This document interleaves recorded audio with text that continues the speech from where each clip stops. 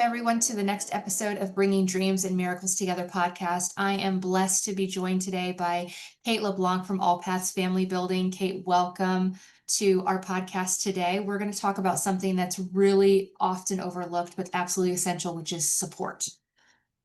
Thank you so much. It's my favorite topic, and I love it. I'm so happy to be with you. And I love the name of your podcast. It's lovely. I love that. Well, thank you. So whether you're starting your fertility journey, exploring third-party reproduction, or navigating the emotional highs and lows of family building, having the right support on your team can really make all the difference. Kate is going to be here to help really talk about what All Paths is all about. So let's get started by you telling us a little bit about All Paths Family Building, what inspired its creation, and really what sets it apart from other fertility support assistance and resources out there. Sure, thank you. So I'll try to make a long story short-ish, Oh, we got which time. is You go ahead. okay. So one thing that we're very proud of in Massachusetts, which is where I'm from, is that the National Resolve Association was born in Massachusetts in 1974, and a wonderful founder named Barbara Eck and some close friends who were also going through fertility struggles started then sort of humbly in 1974 with a focus on support, emotional support, formed around her kitchen table what then became this amazing National Infertility Association Resolve that exists today. So we're really proud of that in Massachusetts. And for many years, Resolve had chapters and in all over the country. I think not in every state, but in many states. Yes. And eventually, they also moved to the Washington, D.C. area, especially as they started doing more federal advocacy. They left Massachusetts, moved to the D.C. area. And so at that time, there was a Massachusetts Resolve chapter and other chapters all across the country. And when they stopped having chapters, my predecessors in Massachusetts said, we totally understand Resolve doing that, but we don't want to just kind of cease to exist in Massachusetts, because we had been continually serving the fertility community here since 1974. So at that time, they branched off as an independent 501c3 organization. So originally they were called Resolve of the Bay State, which was a holdover from being a chapter. That evolved to Resolve New England. But it's still, because we had Resolve in the name, it still sounded like we were a chapter or a subsidiary, but we had been an independent 501c3 for many years. And so a few years ago now, our organization embarked on a strategic planning process.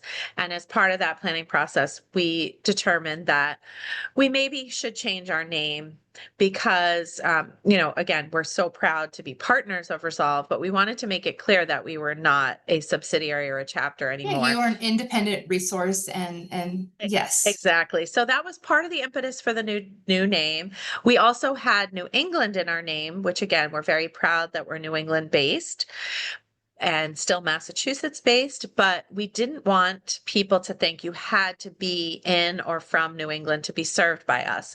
And we sometimes did get questions from people that said, oh, your support groups look great, but I live in Michigan. Is that okay? And of course, our answer was always yes. But then we always worried about the people that didn't email us and ask, but just looked at it quick and just thought, oh, assumed, yes. exactly. And thought, oh no, maybe that's not for me. So we said, let's take New England out of our name. And then I think probably the most important reason that we changed our name is we really wanted a name that we felt reflected our mission and our principles, that everyone is welcome here. All the paths to parenthood are respected and celebrated here.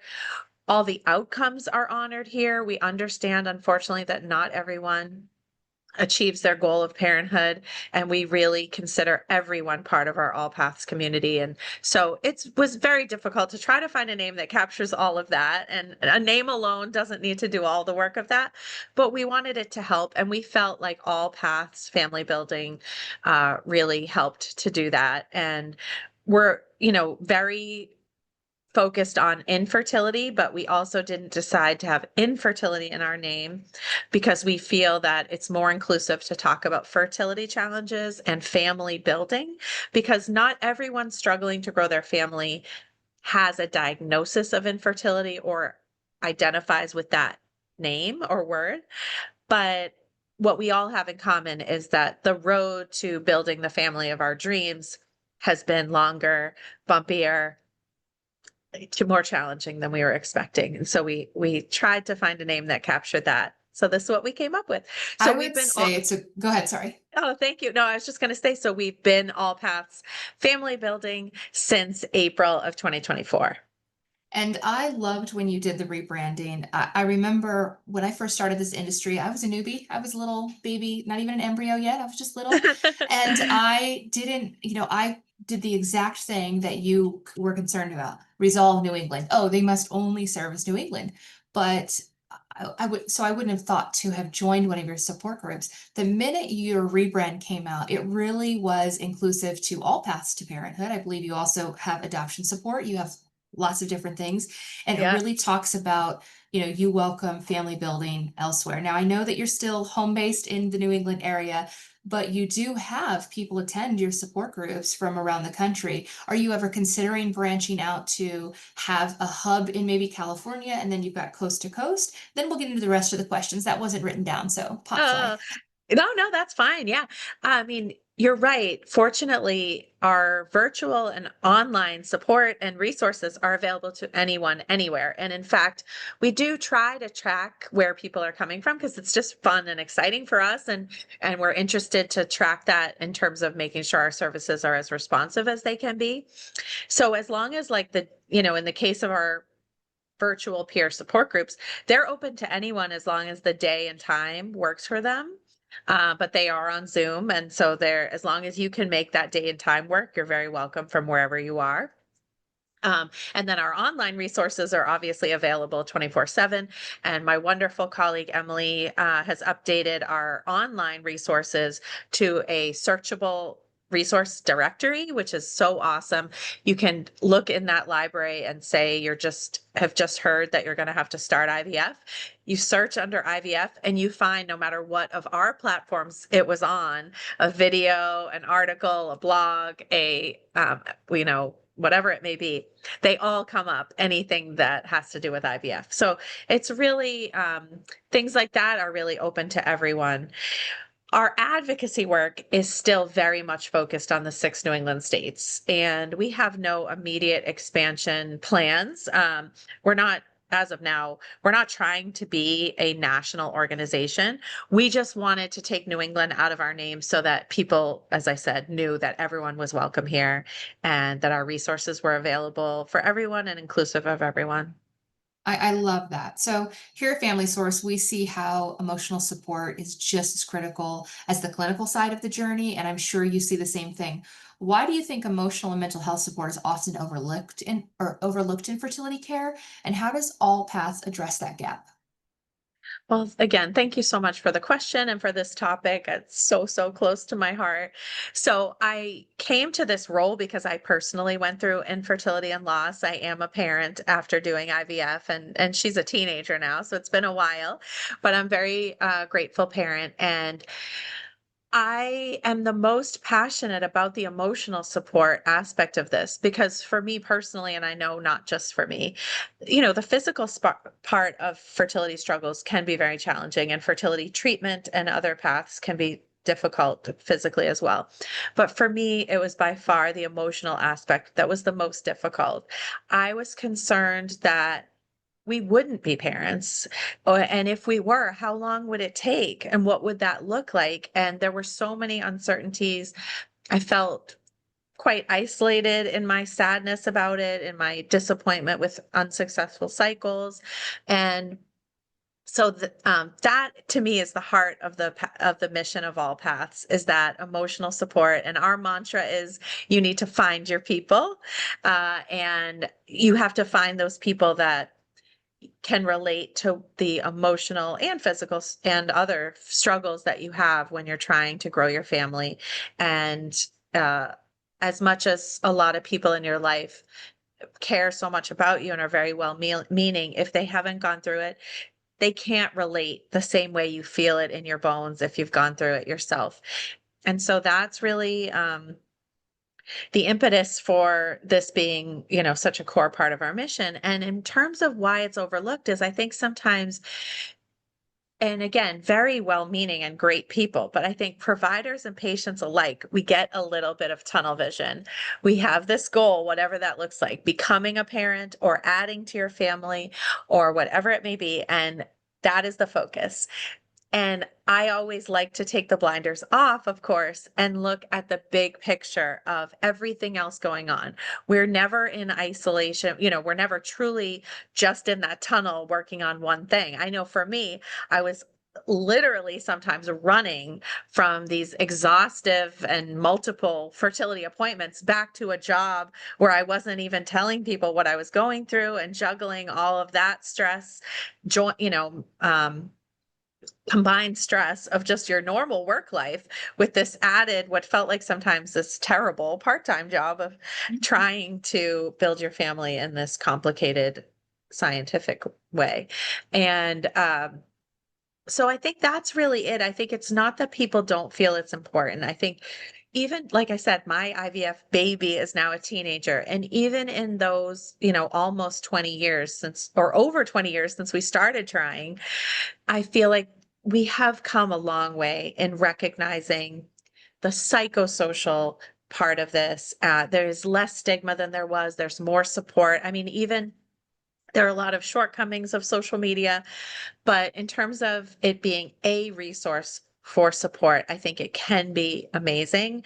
And that's something that like I didn't even have because I wasn't even, it's hard to believe, but like I wasn't on Twitter, or I don't even think Twitter existed when we were first trying to get pregnant. So I think we've come so far, and yet I still think there's so much more that can be done to recognize the emotional support aspect of this. And there's an often quoted study, which I find so powerful. And it's interesting because I've been at several conferences where it is mentioned in the presence of the woman who was the lead investigator on the study, who's an Okay. amazing person named Ali Domar, who I feel, again, if for someone like me whose passion is the emotional support aspect of fertility struggles, she's like an icon. She was one of the Okay. first people that I know of that was talking about this whole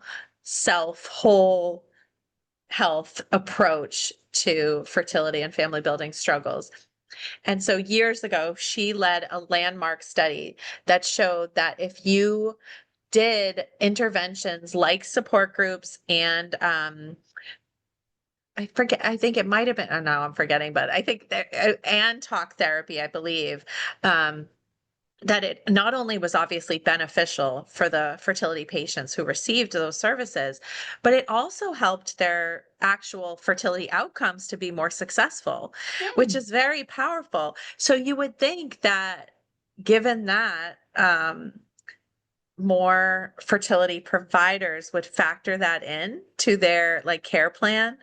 And again, I feel like that's gotten better, but it still could be even better. And so I've been the executive director for over 10 years now. And in that span of time, I've definitely had, again, wonderful uh, fertility doctors say to me, oh yes, if one of our patients is crying or we can really tell they're having a hard time, we recommend your support groups to them, which is great. But my point was, please share them with everyone. Everyone, because they The may not express it. They may hold it all in and it Exactly. bottles up. Exactly. Sometimes the person crying may be doing better than sometimes I feel like I was numb. I was more of the person like going through the motions and not admitting how much I was having such a hard time emotionally. And so sometimes the crying person in some ways is doing better emotionally. So we just can't judge by outward things like that.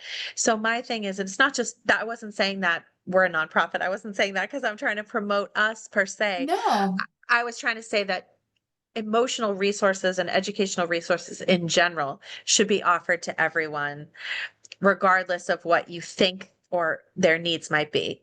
Because also, sometimes people have their first or have one pregnancy loss. And for some, it's, you know, it's obviously never an easy thing to go through, but for some people, I think they kind of brush themselves off and say, well, that, you know, that was unexpected. And then they move on and they are successful. Mhm. But there's others who that one loss is very, very challenging. Of course, if it was a much wanted pregnancy, and particularly if you struggled to conceive and then experience a loss, it's really emotional. So I think it's like, we shouldn't judge what is challenging and worthy of emotional support. It's tailored to each individual person and situation. I never presume that people want support, but I just want them to have the information so they can decide themselves. And in our experience, more people need and want it than don't. Well, and a lot of people won't necessarily ask for it. And I think I agree that it's not that I think any provider thinks mental health or emotional support on a fertility journey isn't important. The overlooked part, I think, is that key word, because if they can't see it, a lot of them are physical doctors. If they Hmm. can't see it, they can't solve it, right? So that's why Yeah. when the crying or when the visible reaction is occurring, that's when they think, "Ooh, now I act," as opposed to, this is a heavy, intense journey you're about to go on. Let me just give you all points of care and you decide if you need it. We had a great mental health provider on our podcast a few episodes ago, Joey Guzman Puffle, who does fertility and third party counseling and other counseling in California. And he really spoke to the importance of, from the very first time you're starting your journey is when you might need to talk to somebody, making sure you're feeling confident in your decisions. You can get all the data, but that emotional aspect, being able to go from, let's just say, realizing maybe you cannot have a child without the help of a surrogate or an egg donor.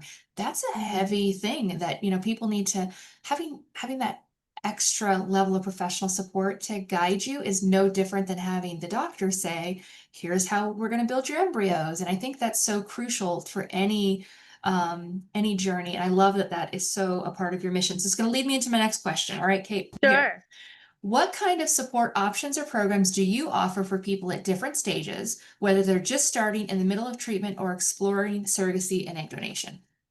Well, yes, thank you. I was just about to say that that's part of why um I totally obviously agreed with your comment about the importance of the mental health at various stages and reflecting the various twists and turns your path to parenthood might take.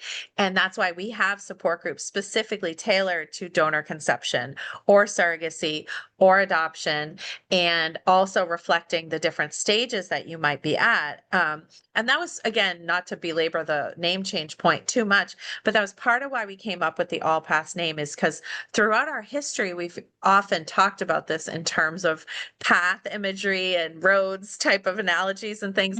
And one example of that is that some people would say to me, you know, like, when is the best time in my journey to access the services that AllPaths provides? And the answer is anytime. I mean, we're here, as I said, for anyone, anytime.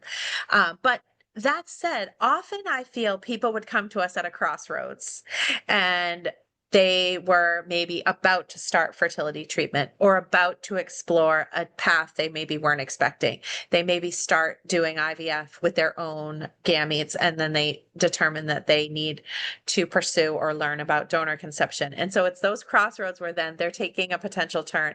Or literally, you know, we have people very often who are at a crossroads between donor conception and adoption. And so I think it's those, again, people get certainly support and resources from us at all times, but it's sometimes in those moments of pivoting that they really need that tailored support. And I'm so glad we and others are able to, you know, offer it to them in those moments. Um, so we have a full network of free virtual support groups, as I mentioned, and they're all listed on our website. You can sign up for them on our website. We have a lot of online resources. Also, as I mentioned, we now do a podcast, and your friend and colleague Stacy was Yes. one of our first guests, which was incredible to have her with us and have her share her story. So that has been a wonderful way to connect with people as well. I think the cornerstone of our podcast are really people's individual stories of where their own journey is currently, where it has taken them. Not everyone is parenting, certainly, which is important to us. We want people to know that, unfortunately, not all of these journeys end in your goal of parenthood, but that, it's wonderful to hear the people on this podcast who are having a really beautiful, full life without parenthood, even though that wasn't obviously their original intention. And so I think those have been important stories to share. So the podcast has been great. You also can, obviously, we love for people to listen to the podcast every week. New episodes come out every Tuesday, Okay. um, but what's nice is it is also searchable by topic. And so if you are thinking about adoption or exploring adoption and you want to hear from people who built their family through maybe foster care adoption or private adoption, you can search that way and at least start out with the stories that are going to resonate the most with the crossroads that you're at. And then we also do a lot of advocacy, really to protect and expand access to fertility care and other paths to parenthood. So I would say those are our main services that we offer. And then we're always evolving. I mean, we really are trying to be always continually changing as the times change. I mean, we were known for many, many years for a 1-day in-person conference, which was amazing. And to this day, we are so proud of that conference. But a combination of just times changing and COVID made us rethink that, that the days of a 1-day in-person conference limited who could come, the accessibility of that, and very specific to our field was just, it really depended where you were on your family building journey, whether that would resonate with you then. So like maybe in November of a certain year, you didn't need it, but then in March of the following year, you did, but you had just missed one. And then there wasn't going to be another one till November. So now we're really looking at the ways, on an ongoing basis and anytime. Unfortunately, we know many of us are waking up in the middle of the night questioning these things, wondering about these things. We want to be this safe space where you maybe make some chamomile tea and look at your computer in the middle of the night and find resources there about the path that you're exploring. If not in the future, like maybe in the middle of the night, you even find someone else that's also there in a virtual space needing support. So I do love your website, the way you have redesigned it to really make the information accessible by topic. And it really does capture every stage of pretty much any path to parenthood you can imagine. And I think that's lovely. I have a couple follow-on questions. One, who runs your support groups? Are these fellow people struggling or who have gone through the same path, maybe adoption or maybe surrogacy? Who runs the support group? Is it a trained mental health professional? What can we expect in that? And then I have another question related more to your website. Oh, great. Well, thank you so much. I love this question. So all our groups, they're peer support groups Okay. which means they are led by people who are going through or typically have gone through fertility and family building struggles in the past. Most of them, I would say, are resolved in their fertility struggles in some way. I would say most of them are parenting, some, including, of course, we have a group focused on childless after infertility and loss. That group is led by someone who resolved their challenges without parenting. But most of our group leaders, I would say, are parenting after struggling. And I think it is good in that sense, in that I think it's great for the participants to have that expectation. They know they're already parenting and that they're sharing their insights and their perspectives and leading the group through that lens rather than being uncertain whether, they're going to conceive while the group is going on or something like that, or, Yeah. This things is like that. the beacon of hope as my leader of the support group Yes. because I'm like, Yes. oh, it worked for Kate. It worked for, I Right. love that. Yeah, and they are all volunteers right now, which is incredible. We are so grateful to them. I mean, Emily, who's my colleague, and we try to show them love all through the year, little ways, holiday gifts and little treats on their birthday and things like that, because we are just so grateful that it's like hard to even fully capture it, but what we always tell them, and it's 100% true, is we would not exist without them. Like I said, to me, the support groups are the most fundamental part of our mission, and they would not be possible and could not be so robust without all these leaders who are leading them. That said, they're not alone. They're not out there flying alone.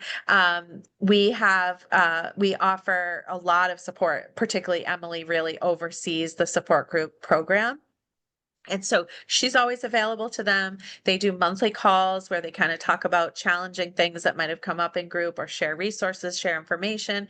Those have been really helpful. That's been a relatively new, the last few years, development that Emily implemented, which has been great.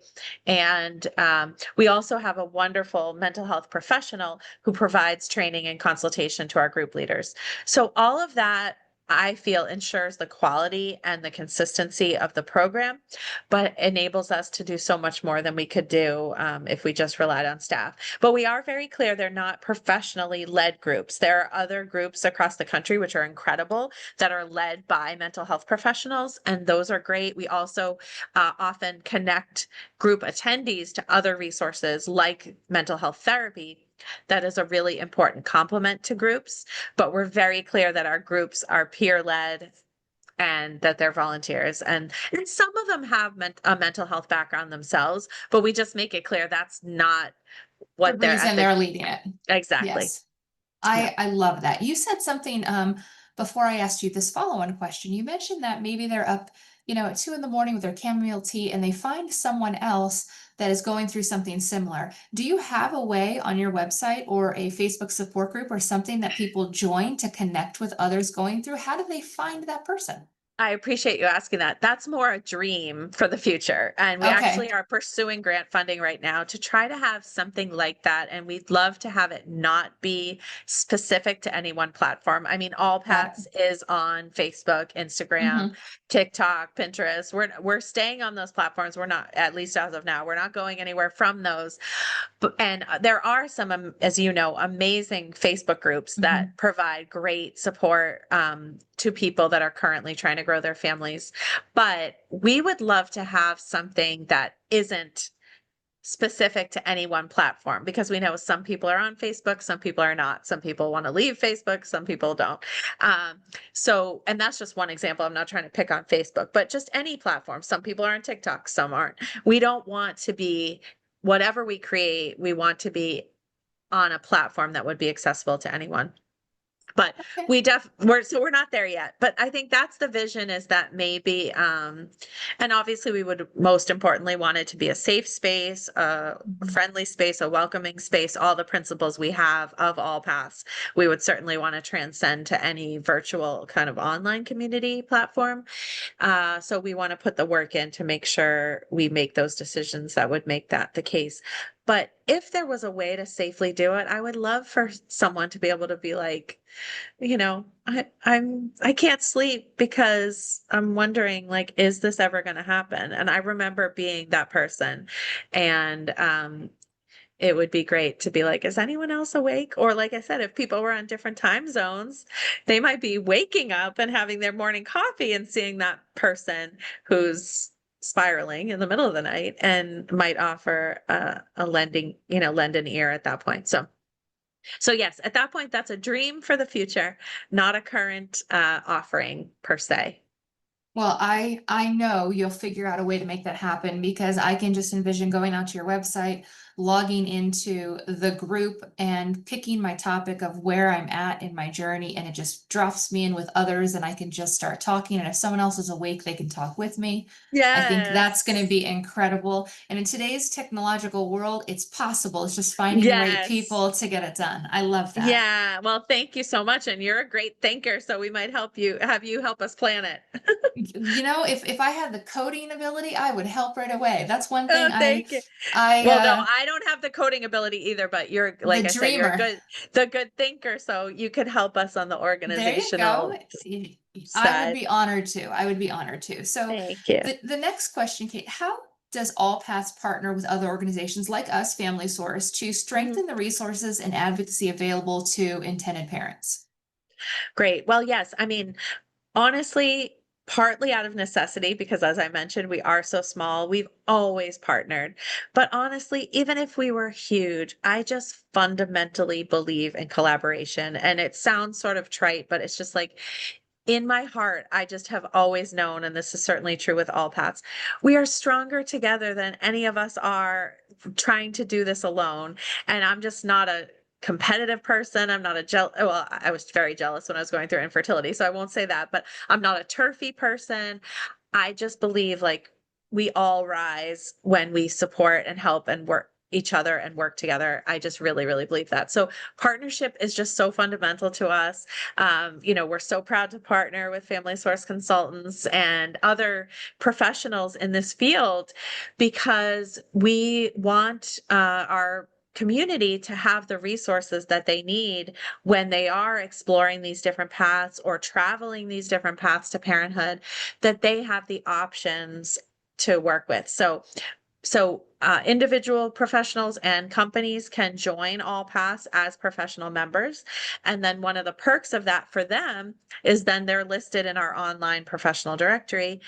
But then a perk for our community is then they have that online professional directory to search when they are looking for someone to help them through the surrogacy process or egg donation process or adoption, for example, or mental health providers. So that is searchable by type. And then, we're again always trying to tailor that to make it really easy for people to get to resources that make sense for them, whether it's geographically or topic area and those kind of things. I love that. And I think it's really important to keep partnerships for the same mission, right? We're all here to Yeah. try to help people on their path to parenthood, whatever path that may be. And it's definitely not a competition. We're all in this together, and I love that. So Exactly. continuing on with the partnership, Kate, you years ago were a partner of Resolve. That's how your name first started. How do Mm. you now partner with Resolve in your current mission with All Paths? What does your partnership with Resolve look like now? Oh, sure. I mean, they're one of our most fundamental partners. Like I said, we have this intertwined history. Like we both actually celebrate 1974 as our origin because, as I said, that is when Hmm. National Resolve started, and that we consider that's when we The first started too chapter. Hmm. in Massachusetts. Yeah. So things like that have just really been collaborative. We have very open communication. So like when I even especially when we had the kind of confusion around our names, I often said to people, which I think is a good analogy, is like we're cousins, but we're not siblings.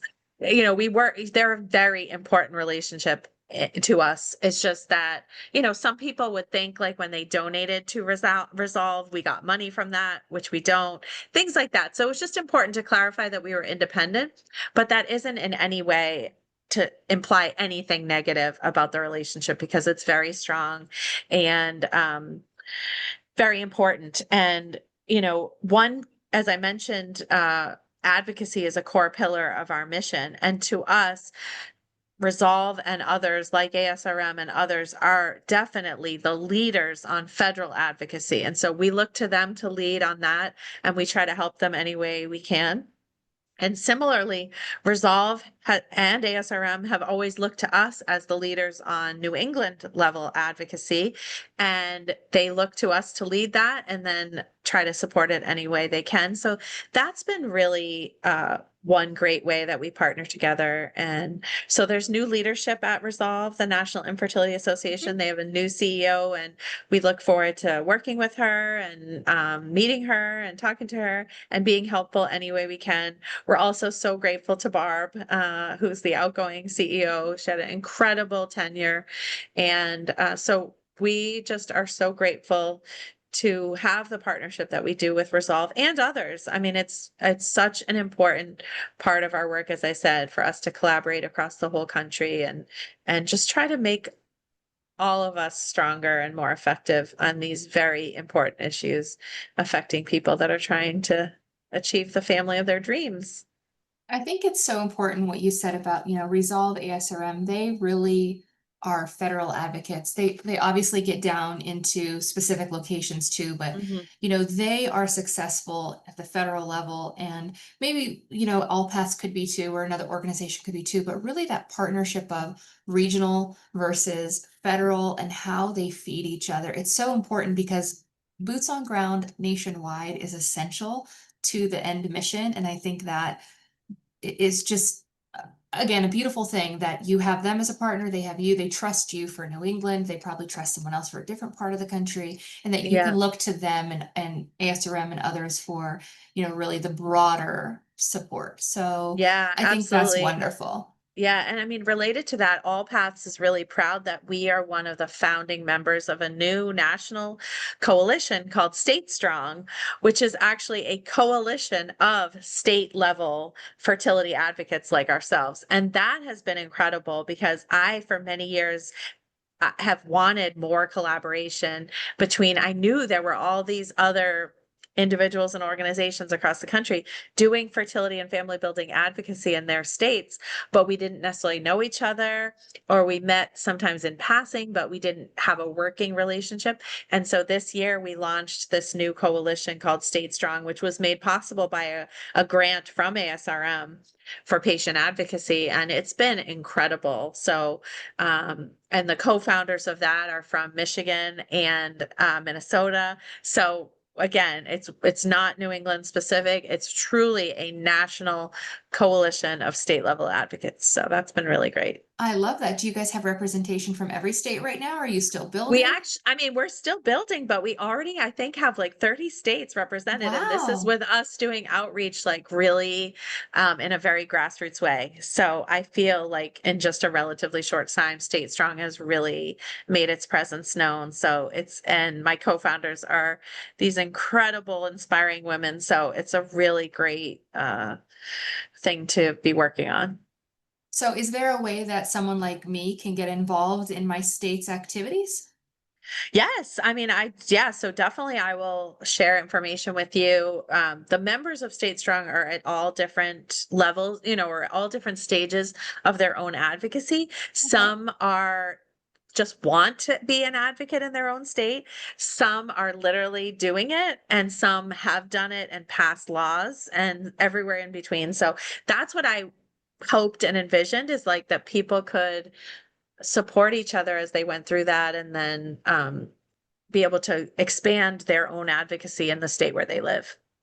I think that's awesome. Well, here at the end, the very last thing I'll ask is how do people get in touch with you? How do they contact? So we'll close with how can they get involved in their state too? All right. The, Sure. the last formal question, Kate, for someone just beginning their journey and unsure of where to start, what's one key piece of advice or encouragement you'd offer them?